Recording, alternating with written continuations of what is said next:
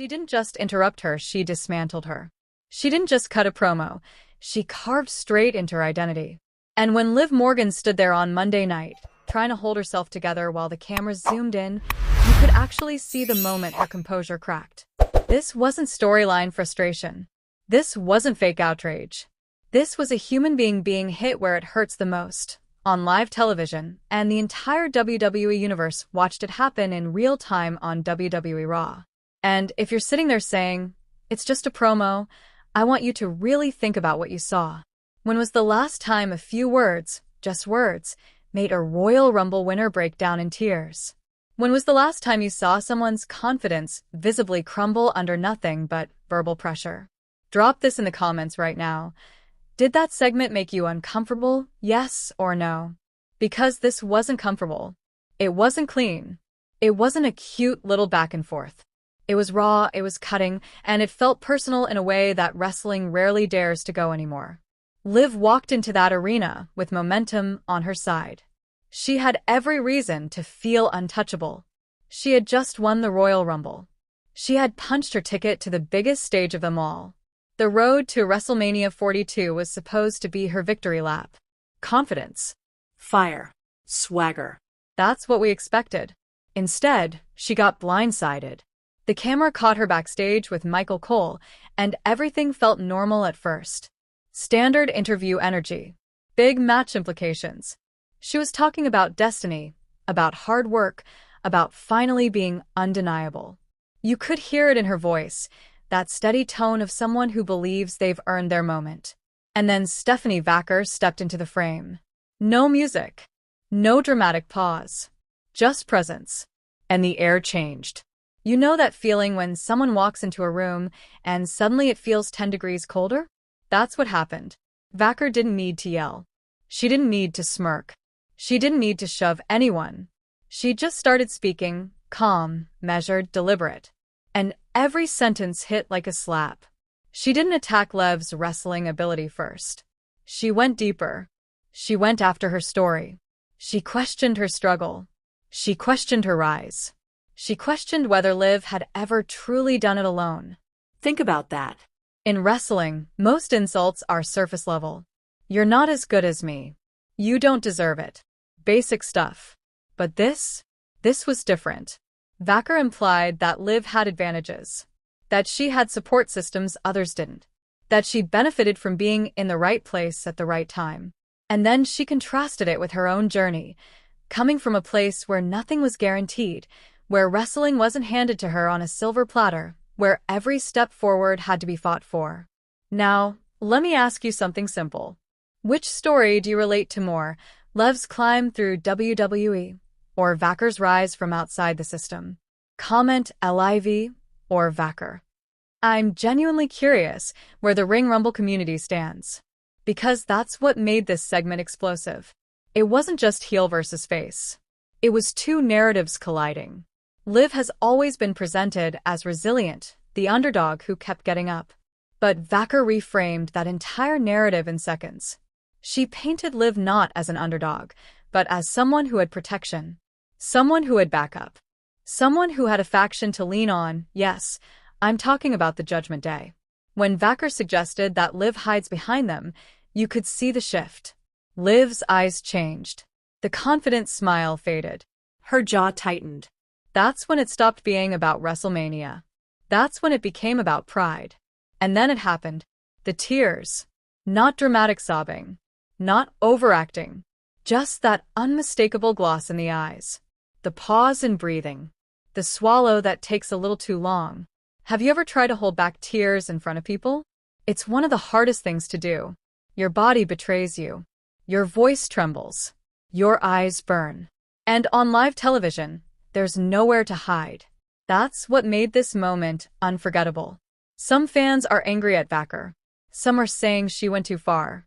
Others are praising her for delivering one of the most compelling promos of the year. But here's the real question, and I want you to answer honestly.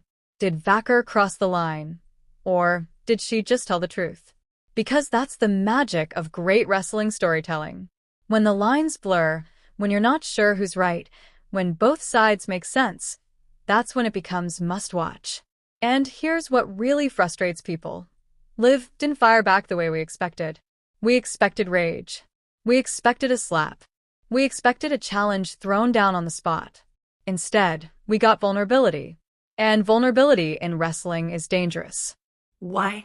Because once the audience sees you crack, they start questioning you. Not maliciously, not intentionally, but subconsciously they wonder. Can she handle the pressure? Can she survive the spotlight of WrestleMania? Can she carry the division if a few words shook her this badly? That's harsh. But that's real. Let's zoom out for a second. The women's division right now is stacked. You've got powerhouses, technicians, high flyers, veterans, rising stars. And with the looming chaos of the Elimination Chamber around the corner, tension is already high. Every promo matters. Every stare-down matters. Every psychological edge matters. Vaquer didn't just gain an edge. She planted doubt. And doubt is more dangerous than any finishing move. Imagine being Liv backstage after that segment. The cameras are off. The lights are dimmer. The adrenaline starts fading. And now you're alone with your thoughts. The words replay in your head. You had everything handed to you. You hide behind others. You didn't struggle like I did. Even if you know it's storyline, even if you know it's business, those words linger. Here's another quick one for the comments. What hurts more in wrestling, losing a match, or having your journey disrespected? Think about it. A loss can be avenged. A title can be won back. But when someone questions your entire path, that sticks. Now, let's talk about the bigger implications. WrestleMania is supposed to be about destiny, redemption, legacy. And Liv had a clear narrative. Win the Rumble, choose her opponent, prove she belongs at the top. Vaquer just complicated everything. Because now, if Liv chooses her, it won't just be about a championship. It'll be about proving that her struggle was real, that her tears weren't weakness, that she doesn't need anyone behind her to stand tall. And if she doesn't choose her, if she goes another route, that decision will follow her forever. Fans will say she avoided it, that she couldn't handle the mental warfare, that she blinked first. Do you see how powerful that one promo is? One segment, a few minutes, and the entire road to WrestleMania feels different. And here's what makes it even more intense. Vaquer didn't scream. She didn't lose control. She stayed composed. That composure makes everything she said feel more intentional, more calculated. It's like she studied Liv, like she knew exactly which nerve to press. And for everyone saying this was too harsh, remember, wrestling has always thrived on emotion. Think back to some of the greatest rivalries ever. The ones people still talk about weren't built on flips and finishers. They were built on words, on personal stakes, on lines that made you gasp. Let me throw this at you. If this feud becomes official at WrestleMania, do you think this will be remembered as the moment it truly began? Comment this was it if you think Monday night changed everything. Now let's address something else, strength. We talk about strength in wrestling like it's only physical. Bench presses, power slams, endurance. But emotional strength? That's a different beast. Liv crying doesn't automatically make her weak. In fact, it might make her more relatable than ever. Because everyone watching has been there. Everyone has had that moment where someone's words cut too deep. The real question is what happens next. Does she come back next week colder? Sharper? More dangerous? Or does Vaquer double down? Because if she pushes even further, if she digs even deeper into Liv's past, this could escalate beyond anything we've seen in months. And let's not ignore the locker room dynamic. When something this personal happens, other superstars take notice. They watch how you respond. They watch whether you crumble or rise. Even someone like CM Punk, who knows a thing or two about verbal warfare, would understand the gravity of that moment. Words can define careers. Words can resurrect them. Words can end them. And speaking of careers, think about what this could do for Vaquer. She didn't just step into the spotlight, she commanded it. In one night, she positioned herself as a psychological threat, not just a physical one. That's main event energy. But here's where I want to stir the pot a little. What if Liv needed this? What if those tears were the catalyst? What if this is the chapter in her story where she stops being the plucky underdog and becomes something far more dangerous? Sometimes, being broken down publicly forces you to rebuild stronger.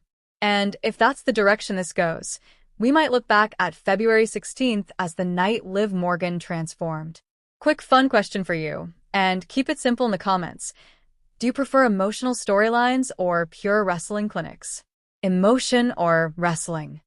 Because this was pure emotion. No suplexes. No finishers. Just tension. And tension can sell out arenas. Imagine the WrestleMania match graphic flashing on the screen. Imagine the video package. They'll replay that backstage segment. They'll slow down the moment Liv's eyes filled with tears.